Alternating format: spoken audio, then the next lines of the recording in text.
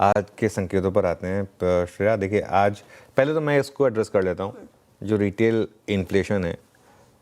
अब हम उस स्टेज में आ गए हैं श्रेया, जब 0.71% की इन्फ्लेशन जो है ना, ये आपके लिए एक्चुअली थोड़ा सा ख़राब है।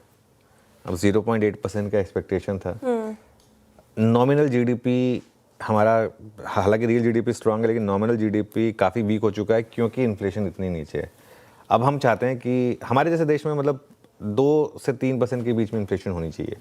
तो खैर वो आरबीआई गवर्नर कह भी रहे हैं कि आगे जाके वो हो जाएगी, Q2 Q3 तक जाते जाते 0.71 पर हैं हम। ये थोड़ा सा मामला 1.5 के ऊपर निकले तो ठीक रहेगा। अच्छा, एक और चीज़ आपको बताऊं मैं, जो इस बार का रेट कट हुआ, वो अब बहुत लोग कह रहे हैं कि नहीं होना चाहिए था, क्योंकि एक्चुअली सिस्टम में तो रेट्स बढ़ी हैं।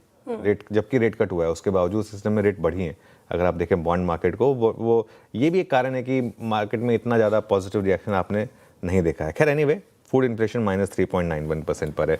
बस इस पर इतना ही टाइम स्पेंड करेंगे, इससे ज़्यादा नहीं। इसके अलावा बाकी क्यूज़ आई थिंक मेरे ख्याल से ज़्यादा इंपॉर्टेंट हैं। आई थिंक आज मार्केट लैच ऑन करे शायद ब्रेंट क्रूड पर, क्योंकि अब हम $62 के नीचे आ गए हैं। तो लेट्स सी अगर इसका कोई एक इम्पैक्ट होगा या नहीं होगा। लेकिन फ्राइडे को यूएस मार्केट में बड़ी गिरावट हुई। अच्छा, यूएस मार्केट में जो गिरावट है ना, अब उसको थोड़ा सा केयरफुली समझने की ज़रूरत है। यूएस मार्केट में नैस्डैक ने उस फॉल को लीड किया, तो खैर डाउ जोन्स है, लेकिन एआई बबल, वहाँ पर वापस एक एआई बबल का रिस्क बन रहा है, जिसकी वजह से नैस्डैक जो है वहाँ पर ज़्यादा बड़ी गिरावट आ रही है।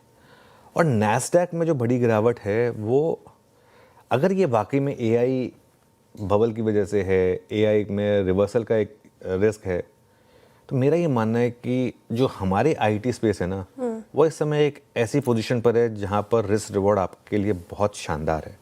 मैं लगातार एक व्यू लिया है कि अगले साल 2026 के लिए आपको निफ्टी आईटी में ओवरवेट होने की ज़रूरत है, और हमारे जो जितने भी लार्ज कैप आईटी स्टॉक्स हैं वहाँ पर आपको थोड़ा सा पॉजिटिव होने की ज़रूरत है। ये देखिए निफ्टी आईटी फ्राइडे को भी अगर आप देखें तो डे हाई पर बंद हुआ था। चार्ट जीपीटी में भी हम इस पर डिस्कस करेंगे, लेकिन अगर आप चाहे इन्फोसिस देखें, टीसीएस देखें, विप्रो देखें, तो मेरा ये मानना है कि आज एक स्पेस जहाँ पर शायद थोड़ी सी आपको बाइंग दिख सकती है, वो शायद आईटी होगी। हालांकि शुरुआत हो सकता है वीक हो, शुरुआत तो एल्गो के हिसाब से वीक हो जाती है, लेकिन यहाँ पर टेक्सचर बहुत मजबूत है, और यहाँ मुझे लग रहा है कि आज एक अच्छी थीम हो सकती है अगर आप चाहें तो आईटी स्पेस पर फोकस करने के लिए। वैसे भी अगर आप देखें तो अमेरिकी फ्यूचर्स में भी आज थोड़ी सी रिकवरी है लोअर लेवल से। डोनाल्ड ट्रंप साहब ने एक बयान दिया है, कुछ देर में वर्मा से डिटेल में डिस्कस करेंगे। उन्होंने कहा है कि यूएस में इंटरेस्ट रेट 1% से नीचे होने चाहिए, और वो कह रहे हैं कि जब उनके जो भी 2 नॉमिनीज़ हैं, जो भी वो 2 में से एक को फेड गवर्नर बनाएंगे, वो उनको लग रहा है कि वो ले आएंगे 1% के नीचे। लेकिन इसके अलावा हमारी मार्केट में स्टेबिलिटी लौटी है। 3 दिनों से एडवांस डिक्लाइन शानदार रहा है। अगर आप देखें तो मिड कैप, स्मॉल कैप, ये आई थिंक कॉन्फिडेंस बढ़ाने वाली चीज़ें हैं, क्योंकि पहले जब हम 26,200 पर गए थे तब लोगों ने कहा था कि मेरा पोर्टफोलियो तभी भी 25,000 रुपये 22,000 पर है।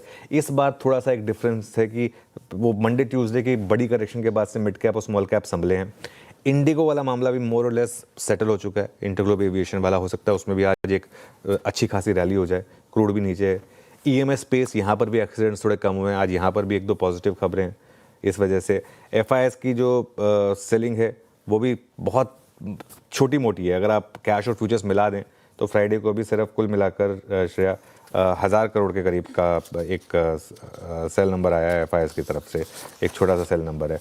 आज पता चलेगा कि मार्केट के इस ट्रेंड में फिर कितनी मजबूती है, क्योंकि देखिए ग्लोबल क्यूज जो हैं, ग्लोबल क्यूज से सिर्फ गैप अप या गैप डाउन हो रहा है। इसके बाद का मूव जो है ना, इसके बाद का मूव प्योरली वो जो है वो हमारे डोमेस्टिक कारणों से आ रहा है। तो इस वजह से यही एक कारण है कि मुझे लग रहा है कि गिफ्ट निफ्टी में इनिशियल नीजर के बाद अब थोड़ी स्टेबिलिटी लौट रही है, और अब हम सिर्फ 88 पॉइंट नीचे हैं। और मुझे तो हैरानी नहीं होगी अगर एक्चुअल ओपनिंग आते आते ये इवन और बेटर हो जाए तो।